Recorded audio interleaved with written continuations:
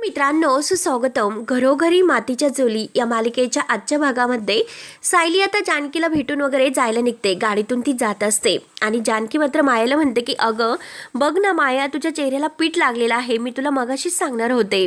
आणि तेवढ्यात मात्र आता इकडे माया ही अगदी मागे बघून गाडीतून जात असते. सारखं ती मायाकडेच बघत असते आणि तेवढ्यात तिला आठवतं की आता ही माया आहे तर ती मकरनची बहीण. कारण जेव्हा आता ती चिखल आपल्या चेहऱ्याला लागलेला आहे आश्रमात आल्यानंतर, मकरनसोबत ती एकदा आश्रमात आलेली होती आणि चिखलात पडल्यानंतर जो काही आपला चेहरा चिखलाने भरलेला आहे तर ते पुसून आता जेव्हा सायली तिच्याकडे पाहत असते तर सायलीच्या सगळं काही लक्षात येते.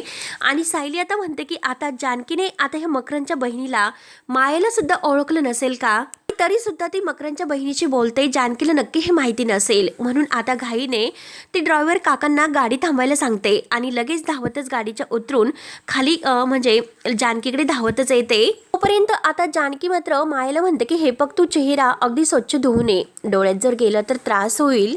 माया आत जाते. माया आतमध्ये गेल्यानंतर आता सायली परत येते. तेव्हा आता जानकीचा हात धरते. तेव्हा जानकी तिला विचारते की काय झालं अगं, तू परत काही विसरलीस की काय. तेव्हा आता सायली म्हणते की नाही जानकी, मला तुला काहीतरी सांगायचं.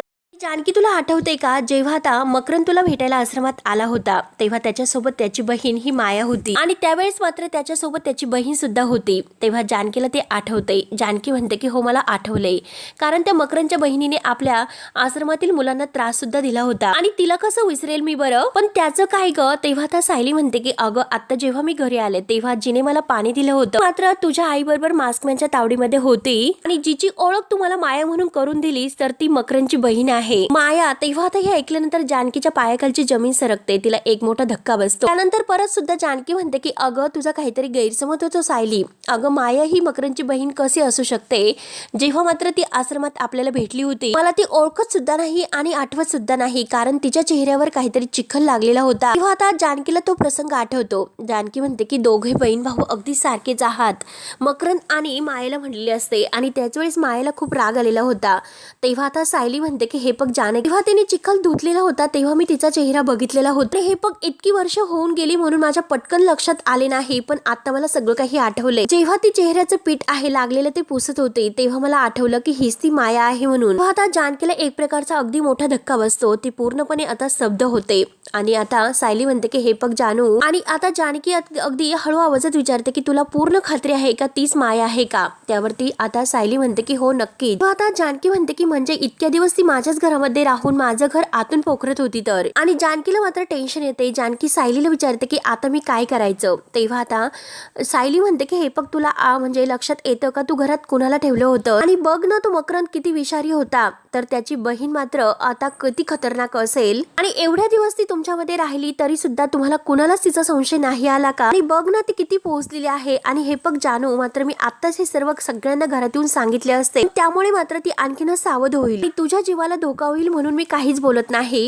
आणि हे बघ जानकी, मात्र तू सावध राहा आणि जर तुला काही लागले तर मला नक्की कळव. तेव्हा आता जानकी सायलीला म्हणते की तू काळजी करू नको, मी बघते काय करायचं. आणि सायली तिला बाय करत पुन्हा गाडीजवळ बसायला येते आणि गाडीमध्ये बसून आता सायली अगदी विचार करतच तेथून निघून जाते. तेव्हा आता जानकीला खूप टेन्शन येते. ती विचारत पडते. तेव्हा जानकीला मात्र आता लताबाई जे काही तिला सांगत आहे मायाबद्दल, परंतु त्याच वेळेस मात्र आता ऋषिकेशने तिला आवाज दिलेला आहे आणि आता आईला सुद्धा हेच मला सांगायचं असेल म्हणून जानकीला ते सर्व काही आता क्षण आठवतात. जेव्हा जानकी रूम मध्ये रडत असते तर अवंतिकाने सांगितलेलं असते की काल रात्री लता काकू आणि माया या दोघींना मात्र मी काल रात्री अंगणामध्ये चालत जाताना बघितलेलं आहे. हे क्षण सुद्धा आता जानकीच्या अगदी आठवणीत येतात. म्हणजे नक्की लता काकूंना म्हणजे आईला ह्या मायेनेच काहीतरी केलेलं आहे हे मात्र आता जानकीच्या लक्षात येते. जानकीला खूप राग येतो. त्यानंतर आता इकडे सारंग, ऋषिकेश आणि सौमित्र पोलीस स्टेशन मधून घरून निघतात. तेव्हा सारंग म्हणतो की दादा बघ, आपण त्यांची मदत घ्यायला आलो आणि त्यांनीच आपल्याला असे सांगितले की सावध राहा म्हणून. आणि खरंच मला खूप विचित्र वाटतं की पुढच्या 24 तासात काही वाईट तर घडणार नसेल ना. तेव्हा सौमित्र म्हणतो की प्लीज सारंग, तू इतका निगेटिव्ह विचार करू नकोस. त्यावरती सारंग म्हणतो की अरे निगेटिव्ह नाही, परंतु आपण पोलिसांची मदत घ्यायला आलो होतो. कंप्लेंट नाही घेतली म्हणून काय झालं, त्यांनी आपली मदत करायला हवी होती. सौमित्र म्हणतो की हे बघ, पोलिसांना कायद्याप्रमाणे काम करावं लागेल. सौमित्र ऋषिकेश दादाला म्हणतो की दादा दादा आपल्या बाबतीत हे काय होतं। आता ऐश्वर्याला गोळी मारण्याचा जो आरोप आहे तर तो जानकी वहिनीवर केला गेला आणि त्यावेळेस मात्र तुला इलेक्शनचं तिकीट मिळणं मुश्किल झालं होतं, पण आता कसं बस ते तिकीट तर तुला मिळाले, परंतु आता हे घर लावत निघण्याची वेळ आलेली आहे। आता उद्यावर इलेक्शन आले तर लता काकू गायब झालेले आहेत। तेव्हा आता सारंग म्हणतो की आता इलेक्शनची तयारी करायची आणि लता काकूंना सुद्धा शोधायचं, कसं हे सगळं शक्य होणार आहे। त्यावरती मात्र ऋषिकेश म्हणतो की इलेक्शन जिंकणं जितकं महत्वाचं आहे तितकंच लता काकूंना शोधणं हे सुद्धा महत्वाचे आहे। त्यावरती आता सारंग म्हणतो की म्हणजे इकडे आड आणि तिकडे विहीर असं झालेलं आहे। आणि तेवढ्या सारंगच्या मोबाईलवर आता ऐश्वर्याच्या इंटरव्ह्यूचा जो व्हिडिओ आहे तर तो येतो। तेव्हा आता सारंग तो व्हिडिओ ओपन करतो आणि सौमित्रा आणि ऋषिकेश यांना दाखवतो। तर आता त्यामध्ये ऐश्वर्याची मुलाखत असते की तसंही मी रणदिव्यांची धाकटी सून आणि त्या घरात मला कोणताही मान नाहीच मिळाला। म्हणजे आजकालच्या ज्या सासूबाई आहेत तर आता सुनेला मुलीप्रमाणे वागवतात। मी अगदी इमेज करू शकत नाही की माझ्या सासूबाईंनी सुमित्रा रणदिवे यांनी माझा इतका छळ केलेला आहे। तर आणि माझे सासरे आहे ना पुरुषोत्तम रणदिवे, तर त्यांनी सुद्धा त्यांच्या इतक्या ह्या अगदी जो त्रास मला देत होत्या त्याला अगदी पाठिंबा दिलेला आहे। तर आणि माझ्या मोठ्या जाऊबाई आहे तर त्यांना आता सासूबाईचं ट्रेनिंग होतं, त्यामुळे त्या जसं सांगन तसे ती करत होती। आणि आज मात्र त्या रणदिवेंच्या घरामध्ये मात्र जानकी रणदिवे यांचीच हुकूमत आहे। शेवटी त्या लोकांनी मात्र मला घराच्या बाहेर काढलेच आणि हे बघा मी माझ्या मर्जीने त्या घरातून नाही निघले, लोकांनी मात्र मला त्या घरातून बाहेर पडण्यासाठी भाग पाडलं। आणि जो काही माझा नवरा होता सारंग रणदिवे यांनी मला कुठल्याही बाबतीत सपोर्ट नाही केलेला, ते माझ्या पाठीशी उभी नाही राहिले। त्यामुळे खरंच मला इतका राग येत होता, इतकी चिडचिड येत होती। आणि खरं तर माझा नवरा एक नंबरचा इडियट आहे, इडियट। आता हे सर्व बघून सारंगला खूपच राग येतो आणि सारंग रागानेच मात्र तर ही ऐश्वर्या म्हणून तिकडे जायला निघतो, तर सौमित्रा आणि ऋषिकेश त्याला थांबवतात। सारंग म्हणतो की माझं डोकं गरम झालेलं आहे, हिला अगदी लाज वाटते की हे सर्व बोलताना, हिला काय गरज आहे आपली बदनामी करण्याची, काय बोलली ते हे सर्व, या बाईने आपल्याला त्रास दिला, ही बाई स्वतः आपलं घर सोडून निघून गेली, घरात असताना सुद्धा तिने आपल्याला त्रास दिला आणि आता मात्र व्हिडिओ बनवून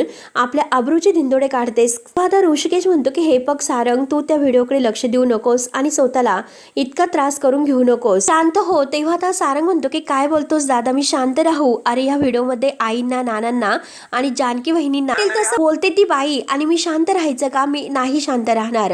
सौमित्र सुद्धा आता सारंगला समजावतो, सारंग तुला कळतं का, हे सयाजी काकांनी मुद्दाम केलेला आहे, तर त्यांना हवं आहे की आपण हा व्हिडिओ बघून काहीतरी वेडवाकडं आणि आपल्या विरोधात मात्र त्यांना बोलायला काहीतरी मुद्दा मिळावा यासाठी मुद्दाम ते हे सर्व करतात। तेव्हा आता सारंग म्हणतो की हो बापाने सांगितलं म्हणून आता त्या मुलीने अगदी हे सर्व केलं असेल, तिला स्वतःची अक्कल नाही का, आपण कुणाचं ऐकून हे सर्व करतो, कुणाविषयी बोलतो, काय बोलतो याचं भान नको का तिला? त्यामुळे आता मात्र काही नाही, त्या ऐश्वर्याला मी आत्ताच्या आत्ता धडा शिकवणार म्हणजे शिकवणारच।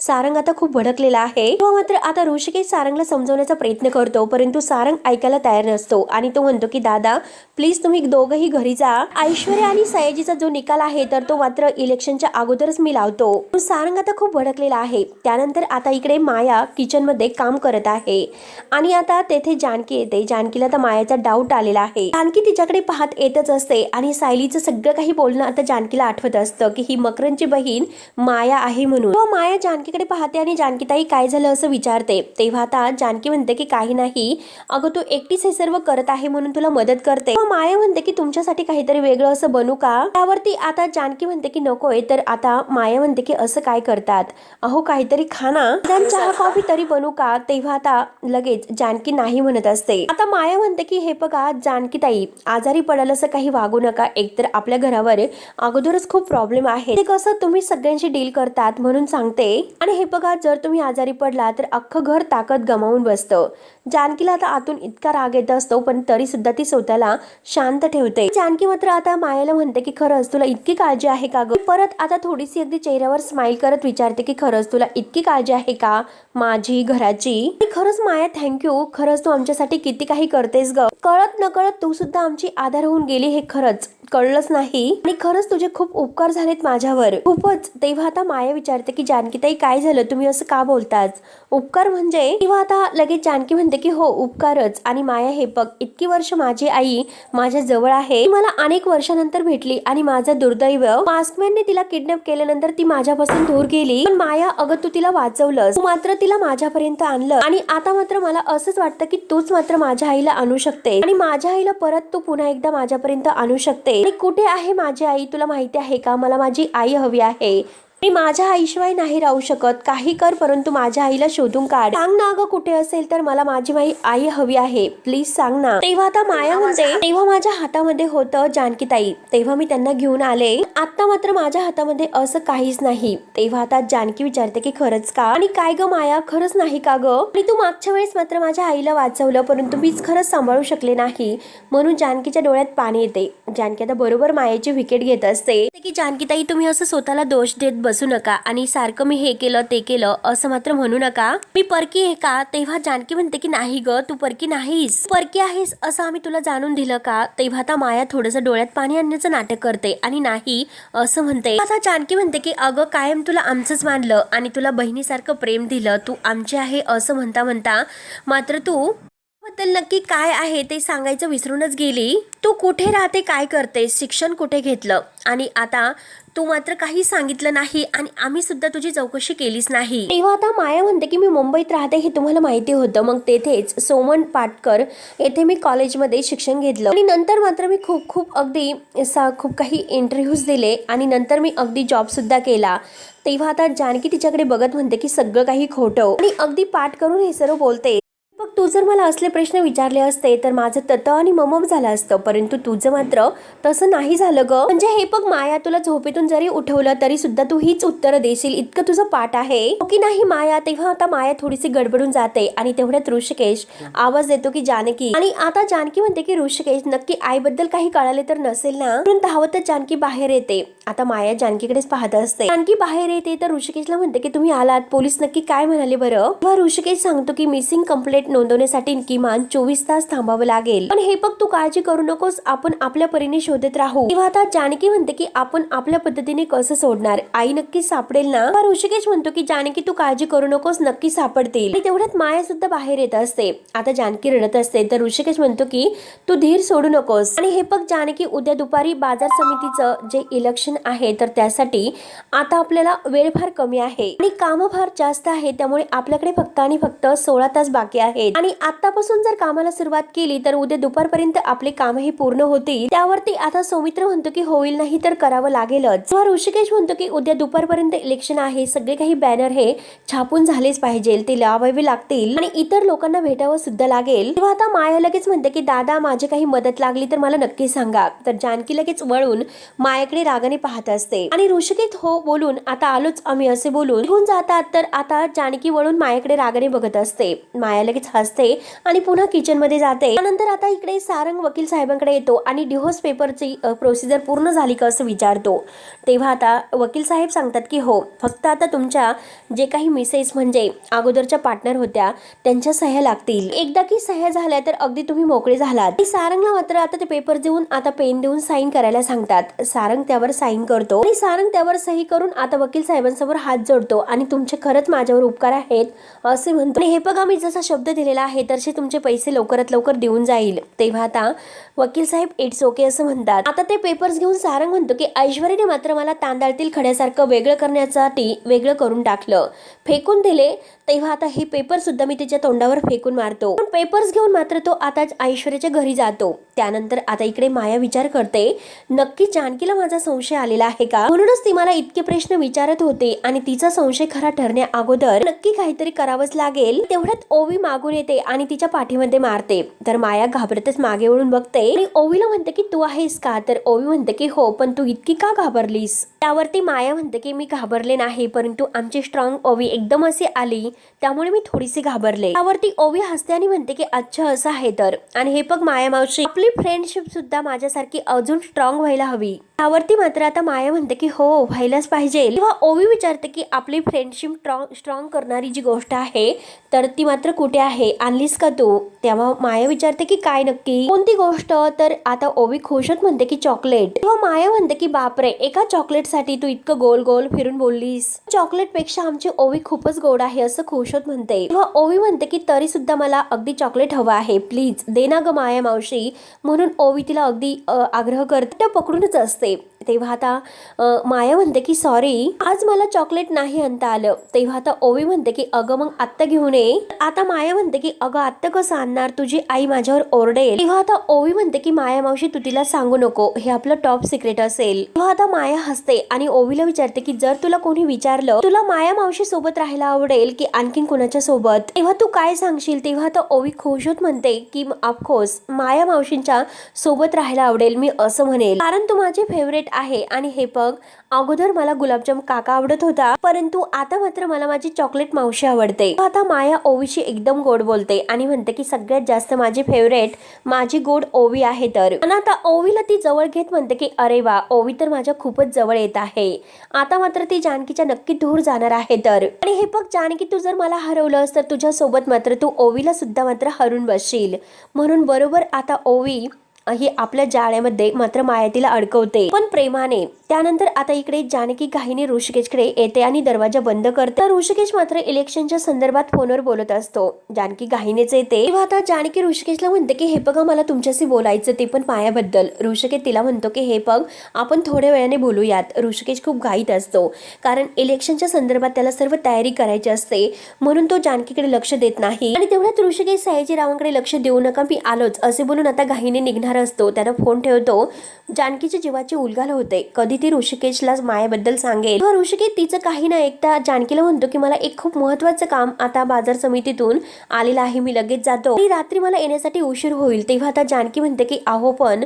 तेव्हा ऋषिकेश म्हणतो की मी बाय निघतो, रात्री सुद्धा उशीरच येईल असे बोलून तो जानकीचं काही न ऐकून घेता घाईने निघून जातो. आता जानकीला खूप टेन्शन येतं की ऋषिकेश सुद्धा ऐकून घेतलं नाही, मला त्यांच्याशी खूप महत्वाचं बोलायचं होतं, मला मायाबद्दल सांगायचं होतं. पण ती ऋषिकेशला फोन करण्याचं ठरवते, कारण मायाबद्दल सांगणं खूप महत्वाचं आहे. आणि आता मात्र ते महत्वाच्या मीटिंग साठी गेलेले आहेत आणि जर मायाबद्दल सांगितले तर त्यांना खूप टेन्शन येईल.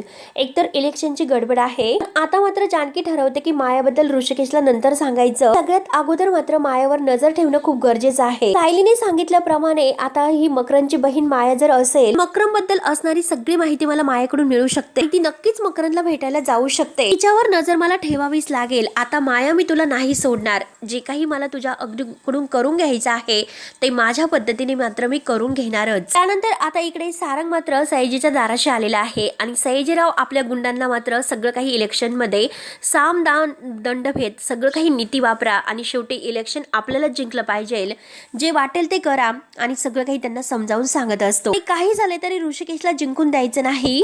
सारंग हे सर्व ऐकतो. तेव्हा आता शांत्या साईजीला म्हणतो की हे बघा मालक, तुम्ही काही काळजी करू नका, तो ऋषिकेश तुमच्यासमोर नाही टिकणार, सगळं काही आम्ही व्यवस्थित मॅनेज केलेलं आहे, आता काही गडबड नाही होणार. तेवढ्या दारातील काठी आहे तर सारंगच्या धक्क्याने खाली पडते. आता मात्र साईजी म्हणतो की कोण आहे बघा. सारंग खूप घाबरतो आणि बाहेर येतो. तर सारंगला आता शांत्या वगैरे बघून म्हणतात की मालक बघा हा आहे, आणि सारंगला म्हणतात की तू आहे का.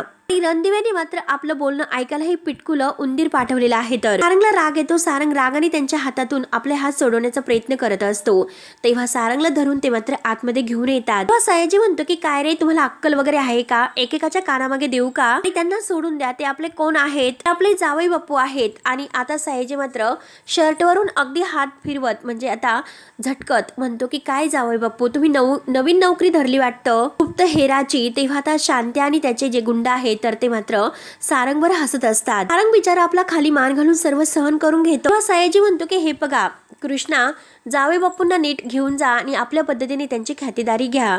तेव्हा आता सारंग म्हणतो की माझा ऐकून घ्या मी काय म्हणतो. तेव्हा आता जे गुंड आहे तर ते सारंगला पकडतात, सारंगला घेऊन जात असतात आणि तेवढ्यात ऐश्वर्या बाहेर येते आणि त्यांना थांबा असं म्हणते. सारंग ऐश्वर्याकडे पाहत असतो आणि ऐश्वर्या तोऱ्यातच सारंगकडे पाहत असते. त्यानंतर आता इकडे माया ही बाहेर निघलेली आहे आणि समोरून जानकी येते. तेव्हा आता जानकी तिला विचारते की तू, तर आता माया म्हणते की जानकी ताई मी पटकन दुकानातून जाऊन येते बाहेर. तेव्हा आता जानकी विचारते की का तुला बाहेर जायचं आहे. तर आता माया म्हणते की मी ओवीला प्रॉमिस केलं होतं की मी तिला चॉकलेट घेऊन येईल म्हणून, आणि नेमकं मगाशी येताना विसरले, मी पटकन जाते आणि पटकन येते. आता ती जायला निघते तर जानकी तिचा हात धरते आणि थांब असं म्हणते आणि जानकी आता अगदी रागाने हात धरते. परत माया जेव्हा वळून तिच्याकडे बघते तर जानकी मुद्दाम हसून म्हणते की अगं हे बघ, ओवीला चॉकलेट द्यायचं नाही, मी तुला कित्येक वेळेस सांगितले. तेव्हा ओवी माया म्हणते की हो मला माहिती आहे, मी तिला नाही म्हणाले होते, पण हट्टी ओवी त्यामुळे मला नाही म्हणता नाही आले. तेव्हा आता जानकी म्हणते की अगं मुलांचा फक्त हट्ट पुरवायचा नसतो, त्यांना संयम आणि शिस्त सुद्धा शिकवायची असते. तेव्हा आता माया म्हणते की कारण कसं आहे की ओवी ही लता काकून जवळच असायची, त्यांच्याशी गप्पा करायची आणि आता कसं की तिची आजी तिच्याजवळ नाही, त्यामुळे तिचा मूड हा सांभाळायला हवा. ती लहान आहे तर जानकी म्हणते की ती लहान आहे म्हणूनच मी तुला सांगते, तिला नाही कळणार की आपण तिचा मूड सांभाळतो की हट्ट पुरवतोय, त्यामुळे ओवी आणखीनच हट्टी होईल आणि त्याची सवय तिला लागेल. तर माया म्हणते की नाही, ती खूप समजूतदार आहे. जानकीचं काही न ऐकून घेता आता मात्र लगेच माया तिथून निघून जाते. जानकीला फार राग येतो आणि आता जानकी विचार करते की हिला ओवीसाठी चॉकलेट आणायचं आहे आणि त्यासाठी इतक्या घाईने ती बाहेर गेली का, त्यामुळे आता काही झालं तरी मायावर माझा विश्वास नाही, ती नक्की कुठे गेली असेल. आणि आता मात्र माया ही घरात नाही, त्या संधीचा फायदा करूनच घेतला पाहिजे. ती खरं बोलते की खोटं बोलते पाहण्याची आणि सायलीच्या म्हणण्यानुसार खरंच ही मकरनची बहीण असेल, त्याचा काहीतरी पुरावा नक्की मायाकडे असेलच. त्यानंतर घाईने जानकी मात्र मायाच्या रूम मध्ये येते काहीतरी शोधायला आणि तेवढ्यात माया रोडने जात असताना बॅग मध्ये पाहते तर तिचा फोन घरी विसरलेला आहे, म्हणून ती परत पुन्हा मागे फिरते. आता मात्र जानकी तिची बॅग घेते आणि बॅग मध्ये शोधत असते आणि स्वतः म्हणत असते की सायलीला तर संशय आहेच, पण अवंतिकाला सुद्धा संशय आहे, त्यासाठी कुठला तरी ठोस पुरावा मिळायलाच हवा. तेवढ्यात मात्र आता त्या मॅनेजरचं जे काही आयडेंटिटी कार्ड आहे तर ते मात्र आता जानकीला तेथे सापडतं. अशोक दिघे यांचं. तेवढ्यात माया पुन्हा आता दाराशी येते. MK company private limited. आता मात्र ज्या दिघेंचा खून झालेला आहे तर त्या दिघेंचं मात्र आता हे त्या कंपनीमधील आयडेंटिटी कार्ड सापडते. त्या दिघेंचा खून झालेला सगळं काही प्रकार मात्र जानकीला आठवतो. जानकी विचार करते की एमके कंपनीचे दिघे सर मॅनेजर त्यांचं आयडी कार्ड आहे हे. तर तेवढ्यात आता जानकी पाहतच असते तर माया लगेच आत येते आणि जानकीकडे बघत असते, परंतु आता तेथे जानकी गायब असते. जानकी मात्र आता लपून बसते. मायाला काहीतरी संशय येतोय. माया मात्र इकडे तिकडे पाहते आणि विचार करते की येथे नक्की कोणी आलं होतं का, आणि तिला संशय येतो, परंतु आता मात्र काही नसेल म्हणून ती आता निघून जाते. तर जानकी मात्र बेड खाली लपलेली असते. ती बाहेर गेल्यानंतर जानकी लगेच आता बेड खालून बाहेर निघते आणि कशीबशी ती मायाला आपल्यावर संशय येऊन देत नाही. हा भाग येथे संपतो. आता सारंग जेव्हा घरी येतो तर सगळेजण जेवायला बसलेले आहेत. तेव्हा सारंग म्हणतो की नाना आई, मला तुम्हाला सगळ्यांना काहीतरी सांगायचं आहे. तेव्हा आता नाना म्हणतात की काय रे तू आणखीन काय केलं. तेव्हा लगेच आता सारंग म्हणतो की मी ऐश्वर्याला डिव्होर्स पेपर देऊन आलो. ऐकल्यानंतर मात्र आता नानांना आणि सगळ्यांना खूप मोठा धक्का बसतो. त्यानंतर जानकी मात्र मायेला म्हणत असते की माझी आई जिथे कुठे असेल तिला मी शोधून काढेलच, पण त्या अगोदर मला मकरनला शोधायचं आहे. मकरनच्या हाती लागण्यासाठी मात्र सगळ्यात महत्वाची माहिती माझ्या हाती लागलेली आहे. तेव्हा आता मायाला अगदी धक्काच बसतो. ती घाबरते आणि माया म्हणते की काय बोलतात. तेव्हा आता जानकी बरोबर सगळं काही ओळखते. तर मित्रांनो, पुढे नक्की काय होतं हे बघण्यासाठी आपल्या चॅनलला नक्की सबस्क्राईब करत राहा. धन्यवाद.